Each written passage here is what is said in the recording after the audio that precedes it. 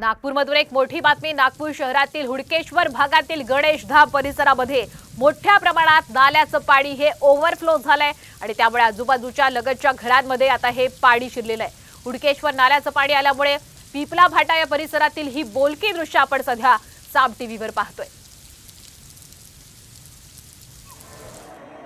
अधिकचे अपडेट घेण्यासाठी जाऊयात आमचे नागपूरचे प्रतिनिधी पराग ढोबळे यांच्याकडे। पराग, आपण पाहतोय नागपूरमध्ये पावसाचा हाहाकार हा अजूनही सुरू आहे। आता लोकांच्या घरात सुद्धा पाणी जायला सुरुवात झाली आहे। काय परिस्थिती आहे?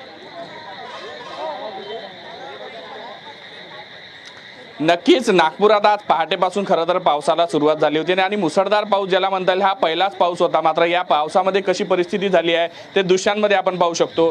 कशा पद्धतीने जे आहे हा सध्या जो आहे हा हुडकेश्वर परिसरातील भाग आहे, पिपला फाटाजवळचा हा भाग आहे। मात्र कशा पद्धतीने इथं पावसाचं पाणी जे आहे ते साचून गेलेलं आहे। इथे आजूबाजूला असलेले नाले जे आहे ते ओव्हरफ्लो झाले आणि त्याचा पाण्याचा निचरा मिळायला जागा नाही मिळाली, ते लोकांच्या घरांमध्ये शिरलेलं पाहायला मिळत आहे। हे लोक जे आहे आपल्याला पाहू शकतो आपण कसे घराच्या बाहेर आले आहे, काही लोक गच्चीवर सुद्धा गेल्याचे जे आहे दृश्यांमध्ये आपल्याला पाहायला मिळते आहे। इथे स्थानिक नागरिक आहे त्यांच्याकडून सुद्धा आपण जाणून घेऊ की नेमकी या भागामध्ये नेमकी अशी अडचण काय की दरवेळेस या ठिकाणी मोठ्या प्रमाणात पाणी साचते आणि या सगळ्या पाण्यासाठी कोण जबाबदार आहे हे सुद्धा जाणून घेण्यासाठी आपल्याला इथचे स्थानिक नागरिक आहे। दादा, काय नेमकं कारण आहे इथे पाणी साचते? दरवेळेस महानगरपालिका नाला नदी साफ करतात, ते हुडकेश्वर नदी, पण त्याच्यात काही उपयोगच नाही। ते पूर्ण पाणी हे शहरात घुमून जातो, म्हणजे पिपळा हुडकेश्वर या परिसरात सगळं पाणी येऊन जातो आणि त्या प्रवाहाला पाण्याला जायला रस्ताच नाही आहे कुठे।